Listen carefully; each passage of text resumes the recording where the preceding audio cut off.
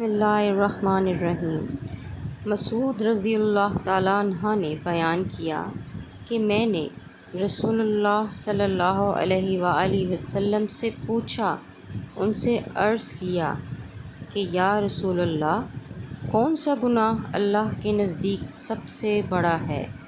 آپ صلی اللہ علیہ وآلہ وسلم نے فرمایا کہ تم اللہ کے ساتھ کسی کو شریک ٹھہراؤ، حالانکہ اسی نے تمہیں پیدا کیا، اسی نے تمہیں بنایا۔ میں نے کہا، یہ تو بہت بڑا گناہ ہے۔ میں نے عرض کیا، یا رسول اللہ، پھر کون سا؟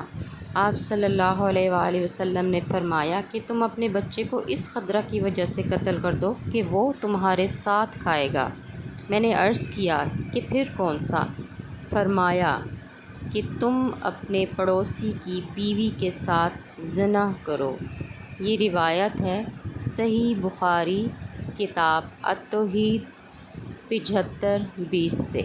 جزاک اللہ۔